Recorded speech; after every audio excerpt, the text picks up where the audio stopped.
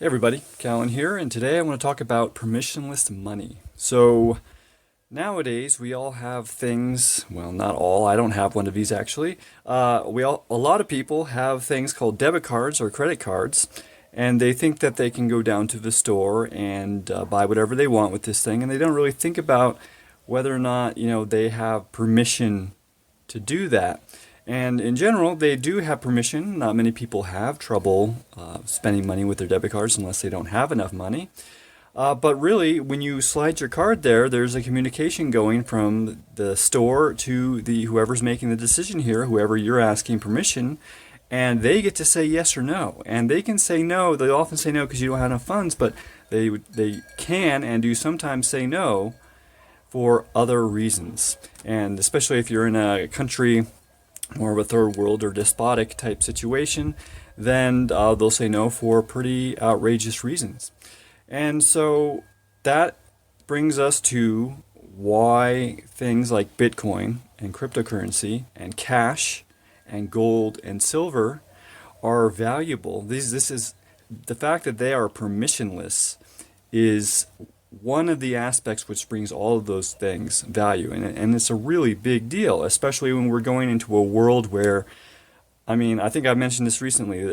I think in Pakistan, if you don't get a vaccine, they're going to deactivate your SIM card on your phone, right? So that's pretty horrible. That's pretty bad, and it's only just starting. And so it's likely going to get to a situation where you're not going to be able to use your bank account if you've got opinions that people don't like, people who are in power of the banking system. So having something like cash or gold or silver, something physical, I can go over to a friend's house and help him, cut some firewood, and he will give me like silver coins in return, right?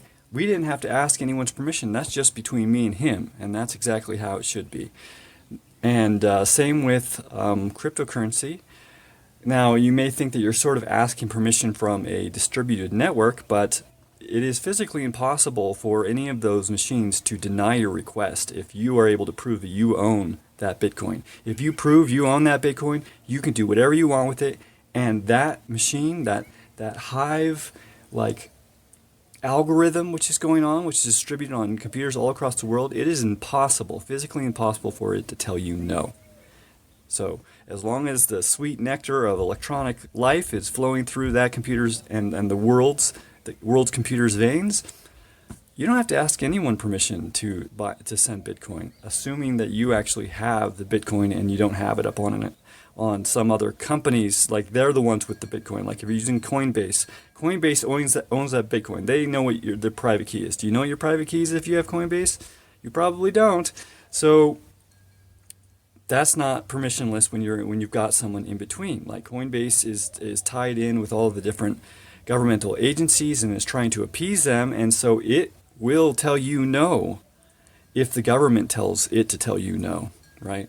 So if you want to use Bitcoin and other cryptocurrencies for permissionless aspects of currency and money, then you need to make sure that you actually do own that cryptocurrency and that you're not letting someone else own and control it for you. So anyways, I just thought I'd mention that. I mentioned because I got in a conversation with someone yesterday, an older guy, and older people tend to have a hard time wrapping their mind around things like cryptocurrency, and he just couldn't see how he was asking permission to use his debit card, and he kept going, "You're saying it's like I'm going to my mommy," and he was making the voice, "Mommy, can I have a piece of candy?"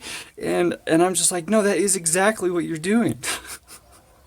You think it's your money, but the bank, this is in the debit card situation, but the bank is basically, you're asking permission every time, and it can say no if it wants to. And it has said no in the past for reasons other than just you don't have enough funds, and is very likely to go to a place very soon where a large number of us are going to be told no for bad reasons. So permissionless money is definitely the way to go. So like I said, I don't use debit cards, credit cards. I haven't in a couple of years now. So, and I seem to be doing pretty good. It's definitely doable, and it's definitely nice to not have that hanging over me. Like, I may have a bunch of value or money in a bank account, but that bank could always say, well, we're not going to give it to you for whatever reason. So I don't have that worry in my life, and it's actually pretty nice. So anyways, that's my thoughts on that topic. I hope it was interesting, and I'll see you next time. If you enjoyed this video, I hope you'll share it with someone that you care about. It helps them, it helps me, and it'll help you feel like a healthy type of person. If you're feeling extra generous, you can head on over to cahlen.org/gift, and there you can basically learn of ways to help me feed myself, shelter myself, and to upgrade and repair my gear. All donations give you the option of having a 1-hour life coaching call with me. So thanks again for watching.